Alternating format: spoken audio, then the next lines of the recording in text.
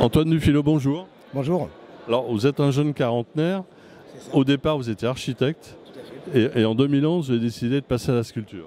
Tout à fait. C'était un cadeau d'anniversaire pour mon père qui est fan de Bugatti et qui a une Bugatti 35 à compresseur. Et pour ses 60 ans, je lui ai réalisé sa Bugatti de course. C'était d'abord parce que j'en rêvais depuis longtemps. Je viens à Rétromobile et j'ai fait pas mal de salons d'art contemporain, de rallyes de voitures. Et je me suis toujours dit qu'un jour j'essaierais. Et voilà, j'ai commencé par cette Bugatti. Ça a plu à ses amis. Ça m'a plu beaucoup. Je me suis éclaté. Et donc j'ai décidé de continuer à en faire d'autres. Je me suis fait une petite collection. Et puis un jour, on m'a dit, il faut que tu fasses une expo, il faut qu'on connaisse ton travail. Et donc j'ai fait une expo à Paris, au Grand Palais. Et c'est là que mon galeriste de Paris, avec lequel je travaille depuis 2013 maintenant, est venu me chercher. Donc il m'expose Place des Vosges et puis maintenant dans d'autres galeries. Et puis petit à petit, on a trouvé d'autres galeries à travers le monde. On travaille maintenant avec 35 galeries dans le monde. Et on travaille des voitures, des bateaux, également des bouteilles de champagne. Des bouteilles de champagne et on voit les petites bulles. Voilà, tout à fait. L'idée, c'était de sculpter les bulles de champagne. Et donc ce sont des billes d'inox qui sont en suspension entre des plaques d'acier inoxydable. Et on a cet effet cinétique des plaques. Voilà. Alors, concernant les voitures, bon là on est sur une Jaguar. Exactement, une Jaguar Type E. Donc ça, c'est notre nouvelle conception. Donc les plaques sont maintenant dans la longueur. L'objectif, c'est de représenter comme un espèce de squelette. Et on a l'impression que la voiture est passée sous soufflerie et qu'il ne reste plus que l'essence de la voiture. On a toujours ce principe de plaque et de vide. Et quand on circule autour, on a des phénomènes d'apparition, de disparition et un effet cinétique qui vous donne un effet de mouvement. Donc là, c'est l'échelle 1/8. Là, c'est une Porsche.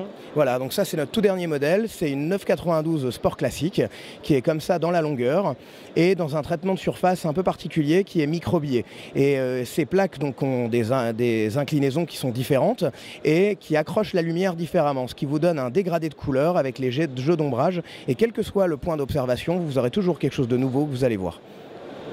Et ce modèle-ci ? Alors ça c'est une Ferrari Dino, ça fait aussi partie de nos derniers modèles, cette fois dans la largeur et c'est sur un socle en pierre. Maintenant on commence à travailler différentes matérialités, voilà, et bien sûr avec le rouge de la Dino bien connu. Voilà. Alors derrière vous ? Ça, c'est une Mercedes 300 SL et donc qui est réalisée avec des tubes. Alors c'est toujours la même matérialité, c'est de l'acier inoxydable, mais cette fois avec des tubes qui sont découpés, assemblés, soudés. Et le principe, c'est qu'on utilise ces tubes pour représenter des choses remarquables de la voiture, comme les phares, le sigle, voilà. Et on a l'impression un peu d'un espèce de revolver. Et quand on se met en face, pile en face, vous voyez comme une genre de ruche, voilà. Et là, la voiture disparaît complètement et vous tournez autour et d'un seul coup, elle se met à apparaître. Et les jantes sont en quoi ? Alors toutes les jantes des petits modèles, elles sont en aluminium. Comme elles sont usinées, on utilise plutôt un matériau tendre et qu'on peut ensuite polir, voilà. Et le socle, lui, est en acier inoxydable qui est poli également, ce qui permet d'avoir du reflet. Ça donne beaucoup de légèreté et ça fait ressortir le fuselage et les tubes de couleur. Voilà. Alors pour ces œuvres, pour les 1/8, on a combien d'heures de travail ? Alors en moyenne, il y a à peu près entre 2 et 3 semaines de travail par modèle de voiture. Voilà. Voilà. Et là, ensuite, vous avez un bateau là, voilà, un Riva qui est beaucoup plus technique. Là, on est sur 2 mois de travail. C'est un mélange d'acier inoxydable qui est poli à la main et de palissandre qui est sculpté également à la main dans la masse avec 10 couches de vernis. Tous les assemblages sont dérobés à l'intérieur du socle. On ne les voit pas, ils sont cachés. Et le principe, c'est que le bateau est inclus à l'intérieur du socle et vient fusionner avec le socle, formant comme des espèces de traînées. Et donc le socle est asymétrique, ce qui permet de matérialiser les remous de l'eau et donner l'impression vraiment que ce bateau avance. Et on est sur un éventail, c'est-à-dire que les plaques sont resserrées à l'arrière et s'écartent à l'avant, comme si le bateau venait s'éclater au milieu de l'eau. On a l'impression effectivement que l'eau est là, comme ça le mouvement. Voilà, exactement le côté amoureux de l'eau sur le bateau. Alors au passage, on va avoir une superbe Testarossa noire. Non, c'est une Ferrari, pardon, oui. Alors, d'accord. Alors là, on est sur une conception qui était mes premiers modèles, où les plaques étaient toutes parallèles les unes aux autres. Et peu à peu, ces plaques ont commencé à s'animer, à s'ouvrir comme une fleur. Et là, on est sur une conception qui va bien à cette voiture qui est très carrée. Voilà, et donc on continue à utiliser les différentes conceptions et on adapte en fonction du modèle la typologie de plaque qui lui convient et qui la met en valeur. Alors maintenant, on va passer à une échelle. Alors là, pareil, une œuvre grandiose. Alors, Quel modèle? Alors c'est une Ferrari 330 P4, c'est pour moi la plus belle voiture de course du monde. Et c'est la première sculpture monumentale qu'on a réalisée. Donc moi pour les monumentales je fais des séries de 3 pièces. Donc ça c'est la numéro 2, la numéro 1 est achetée par la ville du Touquet et exposée devant le Westminster.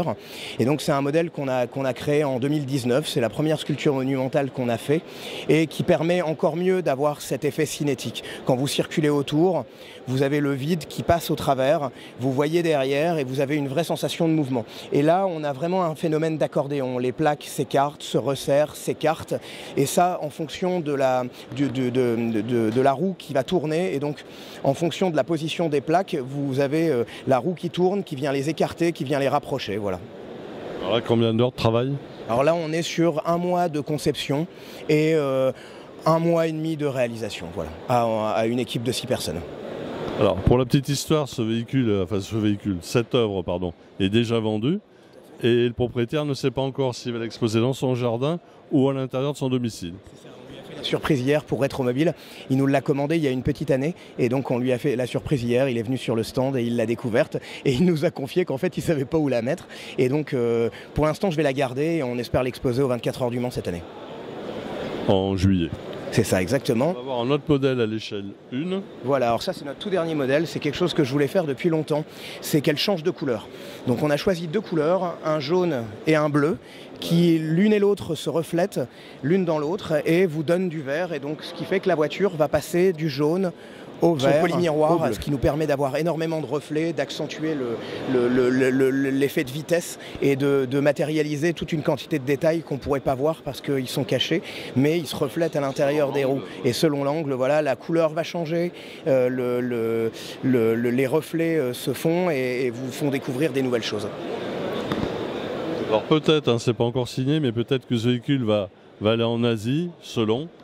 Le projet, c'est que cette sculpture parte à Macao pour être exposée dans le grand casino de Macao. Donc voilà, c'est encore un projet, on espère que ça va bientôt se réaliser. C'est magnifique, avec ce changement de ton. Voilà, exactement. Et donc quand vous vous mettez de face, vous voyez les 2 couleurs et vous tournez autour et la voiture va passer du jaune au vert au bleu. En exposant avec des spots. Voilà, après il faut le bon éclairage. Déjà là, il est bien, là, elle est déjà très bien éclairée et on comprend déjà bien le principe. Alors pour des œuvres plus petites, il y a un site où on peut vous retrouver? Bien sûr, vous pouvez aller sur notre site internet www.antoinedufilot.com, également sur Instagram où on est très actif, et puis ensuite les 35 galeries qui me présentent un peu partout dans le monde, qui ont de nombreuses pièces à vous présenter.